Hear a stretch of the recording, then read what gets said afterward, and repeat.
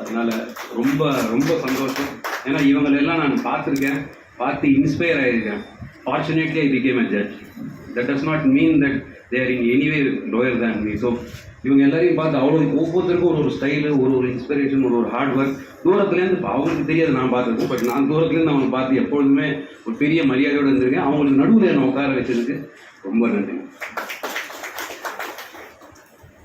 இந்த புத்தகத்துல இருந்து நம்ம கற்றுக்க வேண்டியது என்னன்றது மட்டும் சொல்லிடுறேன். நான்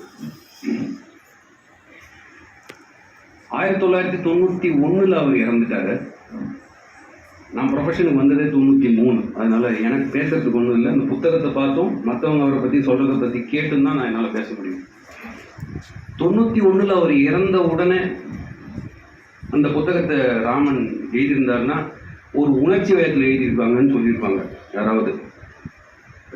இப்போ சமீபத்தில் கூட இந்த ஆங்கில இதை வெளியிடும்பொழுது ஜஸ்டிஸ் ராமசுப்ரமணியம் சொன்னார், there was a substantial delay of 30 years and it is condonedன்னு சொன்னார் அவர். நான் கொஞ்சம் வேற ஆங்கிளில் பார்க்குறேன். அந்த விதை அவருக்கு 91 விழுந்திருக்கு, பட் விருட்சமாக இப்போ தான் அது முளைச்சிது. எப்போ விருட்சமாக முளைக்குமோ அப்போ தான் எழுத முடியும். எது முக்கியம்னா நம்ம கற்றுக்க வேண்டிய பாடங்கள்னு நான் ஆரம்பித்தேன். முதல் பாடம், நம்ம எவ்வளவு பெரிய அச்சீவ்மெண்ட்ஸ் இந்த ப்ரொஃபஷனில் பண்ணாலும், எவ்வளோ பெரிய பதவிகளுக்கு போனாலும், நம்ம கூட இருக்கிற குடும்பத்தில் இருக்கிறவங்கள எந்த நிலையிலையும் மறந்துடக்கூடாது. அவங்கள எந்த நிலையிலையும் அவங்கள உதாசீனப்படுத்திடக்கூடாது. எவ்வளவு தூரம் நம்மளால் அவங்களோட டைம் ஸ்பெண்ட் பண்ண முடியும், எவ்வளோ தூரம் அவங்களோட அரவணைப்போடும் அன்போடு இருக்கணுமோ அதை இருக்கணும் அப்படின்ற பாடத்தை நம்மளுக்கு நடத்துகிற புத்தகம் இந்த புத்தகம். அதை அவர் பண்ணியிருந்துருக்கலைன்னா 30 வருஷம் கழிச்சு ஒரு பையன் ஏன் இதை போய் எழுத போகிறாங்க? அப்போ எவ்வளவு தூரம் ஒரு அப்பாவால் ஒரு தன்னுடைய குழந்தைகளுடைய மனசில் ஒரு இம்பேக்ட் பண்ண முடியும்னு பாருங்கள். இது நம்ம கற்றுக்க வேண்டிய பாடம். நம்ம எல்லாம் பிஸின்னு சுற்றிக்கிட்டே இருக்கோம். எப்போ பார்த்தாலும் பாதி நேரம் தேவையில்லாமல் வாட்ஸ்அப்பை திருப்பிக்கிட்டு பிஸின்னு சுற்றிட்டு இருக்கோம். தன்னுடைய அவ்வளவு வேலைகளுக்கு நடுவுலையும் பன்முக பர்சன் இவர். மல்டி டேலண்டட்னா இவ்வளோ பெரிய மல்டி டேலண்டெல்லாம் பார்க்கவே முடியாது. பாலிட்டிக்ஸ் ஹையஸ்ட் லெவலில் போயிருக்காரு. திராவிட முன்னேற்ற கழகத்தினுடைய அவங்களுடைய அந்த அசோசியேஷனுடைய இதுவே இவர் தான் உட்காந்துக்கிட்டு டிராஃப்டிங் கமிட்டியில் இருந்திருக்காரு. 27 வயசுல பைலா டிராஃப்டிங்கில் இவர் உட்காந்துருக்காரு. அதனால பாலிட்டிக்ஸில் உச்சத்தை தொட்டிருக்காரு. அவருடைய நண்பர்கள்லாம் பார்த்தீங்கன்னா பேரறிஞர் அண்ணா, கலைஞர் கருணாநிதி, எம்ஜிஆர், இப்படிப்பட்ட ஜாம்பவான்கள் கூடலாம் இருந்திருக்காரு. அது பத்தாதுன்னு அதை தவிர லீகல் ப்ரொஃபஷனில் அவருடைய குவாலிஃபிகேஷன், அவருடைய அச்சீவ்மெண்ட்ஸ் சொல்லவே வேணாம். இவங்க எல்லாரும் ஏற்கனவே பேசிட்டாங்க அதை பற்றி. அதையும் தவிர தன்னுடைய வாழ்க்கையை தான் எப்படி வாழணும்னு நினச்சாரோ அப்படி வாழ்ந்தார். அதுதான் முக்கியம். நம்ம எல்லாரும் மற்றவங்க நம்மளை சக்ஸஸ்ன்னு சொல்கிறதுக்காக வேண்டி ஓடிக்கிட்டே இருக்கோம். ஆனால் எவ்வளோ பெரிய அச்சீவ்மெண்ட் வந்தாலும் நம்மளுக்கு நிம்மதியே இருக்க மாட்டேங்குது, ஒரு சந்தோஷமே இல்லை. அவரை ஜட்ஜாக கூப்பிட்ட போது அவருக்கு ஹார்ட்லி 35 வயசு கூட இல்லைன்னு நினைக்கிறேன். ஃபஸ்ட்டு டைம் சுப்ரீம் கோர்ட்டில் போய் அப்பீர் ஆகிறார். முதல் கேஸ் SLPயில் போய் அப்பீர் ஆகிறாரு. அந்த டைமில் அட்மிஷன்ஸ் எல்லாமே சில டைம் கான்ஸ்டியூஷன் பெஞ்சுக்கிட்டலாம் வந்துடும். அப்பப்போ எப்படி சிட்டிங் இருக்கோ அப்படியே வந்துடும். ஃபார்ச்சுனேட்லி ஃபார் ஹிம் இது ஒரு கான்ஸ்டியூஷன் பெஞ்சுக்கிட்ட போகுது அட்மிஷன். அவர் எழுந்து பேச ஆரம்பிக்கிறதுக்கு முன்னாடி ஆளாலும் பேச ஆரம்பிச்சிடறாங்க. சீஃப் ஜஸ்டிஸ் பேசுகிறாரு, இவர் அவங்க கேட்டதெல்லாம் அப்படியே மெதுவாக கேட்டுட்டு அவங்கள்ட்ட கேட்குறாரு, இப்போ நான் பதில் சொல்லணும்னா உங்கள் சீனியாரிட்டி பிரகாரம் பதில் சொல்லணுமா, இல்லை ஒரு கேள்வியாக நீங்கள் கேட்குறீங்களா ஒருத்தருக்கும் பதில் சொல்லணுமான்னு எல்லாரும் அப்படியே ஸ்தம்பிச்சு நின்றுட்டாங்க. இது அவருடைய முதல் appearance, first appearance before supreme court. அன்றைக்கி மதியம் சீஃப் ஜஸ்டிஸ் கூப்பிட்றாரு, why don't you consider becoming a judge. அவர் அந்த டைமில் ஜட்ஜ் ஆயிருந்தாருனாக்கா I think he would have become one of the youngest Chief Justice of India and he would have served for a long time for this institution. Do you know the answer which he gave? என் டெம்பர்மெண்ட்டுக்கு அது சரியாக வராதுன்னு சொல்கிறார். 35 வயசில் அந்த maturity வேணும்ல. ஜட்ஜுக்காக நம்ம என்னெல்லாம் குட்டிகள் நடிக்கிறோம். அவர் என்ன சொன்னார், என் டெம்பர்மெண்ட்டுக்கு இது சரியாக வராதுங்க. ஏன்னா நம்ம ஜட்ஜாகி நம்மளால் அட்வொகேட்ஸும் கிளைண்ட்ஸும் மகாபாடுபடுத்துறதை விட ஜட்ஜாகாமல் இருந்துறது நல்லது. அதை அந்த டைம்லேயே அவர் உணர்ந்தார். ஸோ நம்ம கற்றுக்க வேண்டிய 2வது பாடம் என்னென்னா, நம்மளை தேடி பல விஷயங்கள் வரும். நீங்கள் இந்த பொசிஷன் எடுத்துக்கிறீங்களா, அந்த பொசிஷன் எடுத்துக்கிறீங்களா எல்லாம் கேட்பாங்க. பட் நம்மளுக்கு தான் நம்மளை பற்றி தெரியும். நம்மளால் அது செய்ய முடியுமா, அதுக்கான ஜஸ்டிஸ் பண்ண முடியுமான்றதை பார்க்கும்போது அவர் அதை அந்த டைம்லேயே ஆன் தி ஸ்பாட் ஒரு சீஃப் ஜஸ்டிஸ் கிட்ட பேசும்போது நம்ம ஒரு சாதாரண ஆள் இப்போ என்ன ஏதாவது என்னன்னு ரியாக்ட் பண்ணியிருப்பேன், சரிங்க யோசிக்கிறாங்க பேசுகிறாங்க திரும்பி சொல்கிறாங்க ஏதோ ஆன் தி ஸ்பாட். இந்த டெம்பர்மெண்ட்டுக்கு எனக்கு சரி வராது இந்த பொசிஷன், ஃபுல் ஸ்டாப், முடிஞ்சு போச்சு. அடுத்தது இது ரெண்டாவது. மூணாவது வந்து ரொம்ப முக்கியமாக நம்ம பார்க்க வேண்டியது என்னென்னா, ஒரு புத்தகம் எழுதுறதுன்றதெல்லாம் அவ்வளோ ஈஸியான வேலையெல்லாம் இல்லை. எல்லாம் ஆளாளுக்கு நீங்கள் எழுதுங்கன்னு சொல்கிறாங்க. ஒரு புத்தகத்தை உட்காந்து எழுதுனா தான் அதில் இருக்கிற கஷ்டம் தெரியும். புத்தகத்தை கிரிட்டிசைஸ் பண்ணலாம், புத்தகத்தில் இந்த இடம் நல்லா இருக்குது, இதை இப்படி எழுதியிருக்கலாம், இதெல்லாம் சொல்லலாம். தயவுசெய்து யாராவது உட்காந்து ஒரு 100 பக்கம் புத்தகம் எழுதுங்க, ரொம்ப கஷ்டம், பெரிய ஸ்ட்ரெயின். புத்தகம் எழுதுறதுன்றது இஸ் அன் ஆர்ட். அது வந்து எல்லாராலையும் செய்ய முடியாது. பட் இந்த எனக்கு அந்த ஆங்கில இதை படிக்கிறது, அந்த புத்தகத்தை படிக்கிறதுல எனக்கு ஒரு சான்ஸ் கிடைச்ச போது I am telling you that he has done a great job. அதாவது ஒரு ஸ்டோரி படிக்கிற மாதிரி இருக்கு.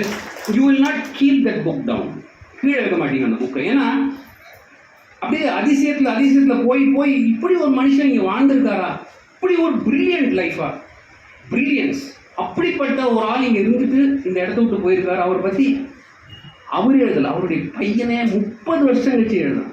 30 வருஷம் கழிச்சு ஒரு பையன் எழுதுறான்னா எவ்வளவு தூரம் அந்த பையனை இம்பேக்ட் பண்ணிடணும். அவர் சொல்கிறவரை திறந்தாரு உள்ள ஒரு சரிங்க நம்ம அந்த பேப்பர்லாம் வாங்கிடுறோம் கூட வச்சுக்கோங்களேன். நம்ம வீட்லேயும் அந்த மாதிரி இருக்குது, வாங்கிடுறோம். நம்ம அப்பா பெரிய விஷயம்லாம் நம்ம எழுதுவோமா உட்காந்து கொரோனா டைமில் கூட எழுதுவோமா? அமேசானில், நெட்ஃப்ளிக்ஸில், டிவியில் சினிமா பார்ப்போம். எழுதுவோமா? எழுதி கோர்வையாக எழுதணும். அதனால அது ரொம்ப கஷ்டமான விஷயம். But probably I think it is in is DNA. ஏன்னா இவர் பிபிஆர் வந்து ஒரு ஃபுல் ஸ்கிரிப்டே எழுதியிருக்கார் ஒரு படத்துக்கு. ஃபுல் ஸ்கிரிப்ட் வாஸ் ரெடி, படம் ரிலீஸ் ஆகலை. நல்ல வேலை, இல்லாட்டினா அவர் அந்த சைடு போயிருப்பார், இங்கே வந்துருக்க மாட்டார். அதனால் அது ரிலீஸ் ஆகாமல் இருந்தது நல்லது. அது மாதிரி எழுதுறது அப்படிங்கிறது வந்து ப்ராபப்ளி இட்ஸ் இந்த டிஎன்ஏ. இப்போது ஒரேட்டரி ஸ்கில்ஸ் இருக்குது, பேச்சு திறமைன்னு இருக்குது. என்ன மாதிரி மைக்கில் இருந்து இஷ்டத்துக்கு கலோக்கியெல்லாம் பேசலாம், எனக்கு அது மாதிரி ஃபார்மலாக பேச தெரியாது. பட் ஒரேட்டரி ஸ்கில் அப்படின்றது வந்து சில பேருக்கு அந்த டிஎன்ஏவே உண்டு, அவங்களால பண்ண முடியும். அந்த ஃபேமிலியை சேர்ந்த சில பேரால் பண்ண முடியும். அந்த மாதிரி அந்த புக்கை அவர் எழுதியிருக்காருன்னா அந்த புத்தகத்தில் அவங்க அப்பா வந்து என்ன பண்ணியிருக்காருன்னு பார்க்கும்பொழுது ஒரு ஃபுல் ஃபிலிமனுடைய ஸ்கிரிப்டே எழுதி முடிச்சிருக்காருன்னு பார்க்கும்பொழுது no wonder he was able to really come out with such a splendid book. And lastly ரொம்ப முக்கியம் என்ன இதில் சொல்லணும்னு நினச்சேன்னாக்கா, ஒரு கடைசி வரைக்கும் he live on his own terms. இது ரொம்ப முக்கியம்.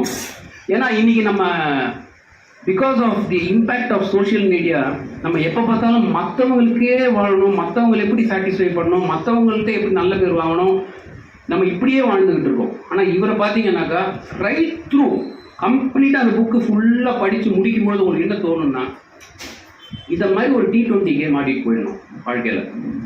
பட்டு முடியணும். 59 வயசு he went out of this world. So கண்டினியூஸாக ஒரு 80-85 வயசு வரைக்கும் இருந்து இப்படி இல்லாமல் அப்படி இல்லாமல் ஒரு வாழ்க்கையை வாழறதுக்கு இந்த மாதிரி ஒரு brilliant life where you live in your own terms. See, the magnanimity of the man is, at one stage in 1985 or so, 85, after 85, he became mentally sort of doubting about his own character. Do you know what he did? He went for a counseling. எனக்கு superiority complex இருக்கான்னு கொஞ்சம் check பண்ணுங்கன்னு சொல்கிறார். இதெல்லாம் சாதாரணமான விஷயம் கிடையாதுங்க. superiority complex இருக்கிறவன் ஃபஸ்ட் எனக்கு superiority complex இருக்கான்னு கவுன்சிலிங்க்கு போவானா? முதல்ல திமிரு பிடிச்சி நிற்பான். இவர் ஒரு கவுன்சிலிங்க்கு போகிறாரு. போய் ஒரு பெரிய ஃபேமஸ் சைக்காட்ரிஸ்ட்டை போய் am I suffering from superiority complex? அவருடைய கடைசி ஆன்சர், யூ ஆர் superior அப்படின்னு சொல்லியிருக்காரு. you don't suffer with superiority complex, you are a very superior person அப்படின்னு சொல்லியிருக்காரு. அந்த மாதிரி ஒரு வாழ்க்கை. அதுபோல் இப்படிப்பட்ட ஒரு பிரில்லியன்ட் லைஃப் வாழ்ந்து தான் என்னென்ன செய்யணும்னு நினைச்சாரோ அது அத்தனையும் செய்கிறார். இசை, பாடல்கள், லிட்ரேச்சர், இங்கிலீஷ், தமிழ். அவருடைய நண்பர்களுடைய இதில் யாரையும் விட்டு கொடுக்காம அந்த நண்பர்களோட கடைசி வரைக்கும் அப்படியே. எப்படி ஒரு மனுஷனுக்கு இவ்வளவு நேரம் கிடைச்சிது அப்படின்னு சொன்னால், நேரத்தில் ப்ராப்ளம் இல்லை நம்மளுக்கு, ப்ரியாரிட்டியில் தான் ப்ராப்ளம் நம்மளுக்கு. ஒரு 15 விஷயம் இருக்குதுன்னு சொன்னால் நம்ம எப்படி அதை ப்ரியாரிட்டைஸ் பண்ணுறோமோ அதுக்கேற்ற மாதிரி தான் நம்ம நேரம். அவருக்கு ப்ரியாரிட்டியை பொறுத்த வரைக்கும் சட்டத்துக்குன்னு சில நேரம் ஒதுக்கினார். அந்த ஒதுக்கின நேரத்தை தவிர பாக்கியெல்லாம் சட்டம் பக்கம் அவன் போகிறதா தெரியல. நண்பர்களுக்குன்னு நேரம் ஒதுக்கினார், ஃபேமிலிக்குன்னு நேரத்தை ஒதுக்கினார். நம்ம அங்கே ரொம்ப ஜீரோவில் நிற்கிறோம் நிறைய பேர். ஃபேமிலிக்குன்னு ஒரு பெரிய டைம் ஒன்று ஒதுக்குறாரு அவர். அதனால தான் இந்த புத்தகம் வெளியில் வந்தது. அதன் பிறகு அவர்களுடைய பேஷன் லிட்ரேச்சர். ஒரு உலகத்தமிழ் மாநாடு, மலேசியா உலகத்தமிழ் மாநாட்டில் ஒரு பேப்பர் ப்ரெசென்ட் பண்ணியிருக்காங்க. அவர் ஆங்கிலத்தில் மாத்திரம்தான் புலமை இருக்குன்னு நம்ம நினச்சிட்டு இருக்கோம். அந்த பேப்பர் இன்னும் வெளியில் வரல, பட் அவர் இருக்குன்னு சொல்கிறார் அந்த புத்தகத்தில். அந்த பேப்பர் என்ன சொல்லியிருக்காரு நம்ம பார்க்கணும். தமிழும் தொன்மை தமிழும் இசையும் அப்படின்ற மாதிரி ஏதோ ஒரு தலைப்பில் எழுதியிருக்காரு அவர். அப்படின்னா அதில் ஒரு இன்ட்ரெஸ்ட் இருந்தது. கூட கண்ணதாசன் கூட அவருக்கு இருந்த அந்த உறவுன்றதான் ரொம்ப ரொம்ப அட்ராக்டிவ் அதில். அதனால தான் கண்ணதாசன் ராமன் எத்தனை ராமனடி பாட்டு பாடுறாருல, அதில் சொல்லியிருக்க அந்த 12 ராமன்ல 6 ராமன் இவங்க ஃபேமிலியை சேர்ந்தவங்க தான். அதை அவரே சொல்லியிருக்காரு. தெரியுமா யாரை பற்றி எழுதிருக்காரு, உங்கள் ஃபேமிலியை பற்றி எழுதியிருக்கான்னு சொல்லியிருக்காரு அதில். அந்த மாதிரி அது மாதிரி விபிஆரை பற்றி அவர் கண்ணதாசன் கடைசியில் அவருடைய சுயசரிதையில் எழுதும்பொழுது கடைசியில் அவர் என்ன சொல்கிறாருன்னா, 34 கேஸ் போட்டிருக்காங்க அவர் மேலே. பைசா கொடுக்காததுனால ப்ரொடக்ஷனில் லாஸ் ஆகிடுச்சு. 34 கேஸ் போட்டுட்டு அந்த 34 கேஸ்லையும் அவருக்கு வந்து 1 வருஷம் டைம் வாங்கி கொடுத்து நீங்கள் எப்படியாவது சம்பாரித்து திருப்பி கொடுக்க முடியுமான்னு கேட்டு எல்லாம் பண்ணியிருக்காங்க. அந்த 34 கேஸையும் நடத்தி முடிச்சு ஒரு சல்லி பைசா கூட அவர்கிட்ட வாங்காமல் என்ன அதுலேருந்து காப்பாற்றினவர் விபி ராமன் கண்ணதாசன் எழுதுறாரு. அது ரொம்ப முக்கியம். அவருடைய வரலாறு வழியை அவருடைய பயோடேட்டா அவர் எழுதிடலாம். ஆனால் பல பெரிய மனிதர்களுடைய பயோடேட்டாக்குள்ள ஒரு முக்கியமான அங்கம் அந்த விபிஆர் வசிப்பார். அந்த மாதிரி ஒரு வாழ்க்கை இருக்கிறதுன்றது ரொம்ப கஷ்டம். அதனால் இந்த மாதிரி ஒரு ஒரு ஒரு மார்வலஸ் அக்கேஷனில் வந்து என்ன மாதிரி ஒரு சின்னவனை கூப்பிட்டதுக்கு ரொம்ப நன்றி. தேங்க்யூ.